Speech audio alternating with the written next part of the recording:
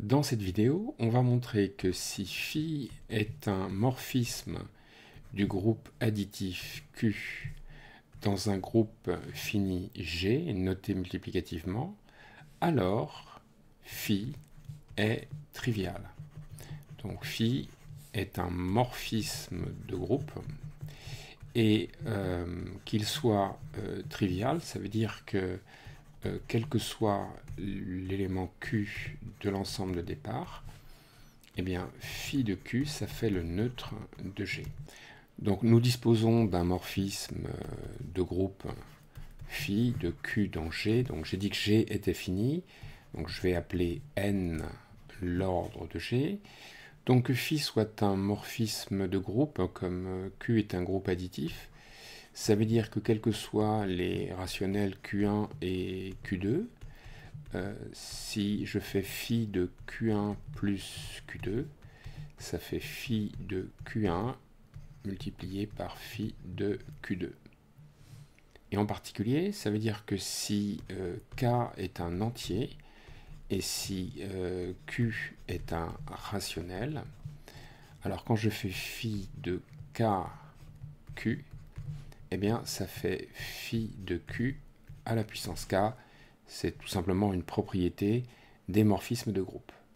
Maintenant, on sait que le groupe G est fini d'ordre n, donc d'après un corollaire du théorème de Lagrange, on sait que chaque fois qu'on prend un élément petit g de grand G, à ce moment-là, G puissance n, donc n c'est l'ordre du groupe G, c'est le neutre.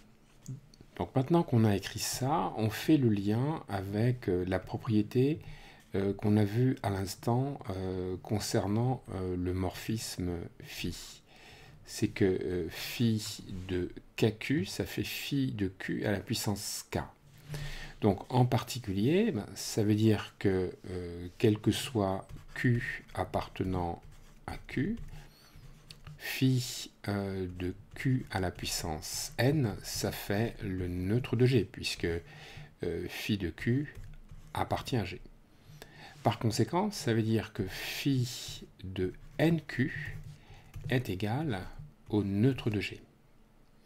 Et donc la question qu'on peut se poser, c'est finalement, est-ce que tout élément de Q ne pourrait pas s'écrire sous la forme n fois un certain rationnel? Donc, considérons justement un rationnel R égale A sur B, donc où A et B sont des entiers, B étant strictement positif, et essayons de factoriser par N. Donc, ça s'écrit N multiplié par A sur NB. Et A est un entier, N et B aussi, donc NB est un entier. Donc finalement, il apparaît que la fraction qui est là est un élément de Q. Donc finalement, je vais lui donner un nom à cet élément de Q, je vais l'appeler Q. Et donc, ça veut dire que si je calcule phi de R avec le rationnel que j'ai pris au départ, eh bien je vois que R, je peux l'écrire NQ, où Q est un rationnel. Et donc on peut appliquer ce qu'on a vu précédemment, ici même, phi de NQ, ça fait le neutre. On est donc parti d'un rationnel arbitraire, et on vient de prouver que l'image de ce rationnel par phi, c'est le neutre de G. Donc ça veut exactement dire que phi est le morphisme trivial, et c'est ce qu'il fallait démontrer.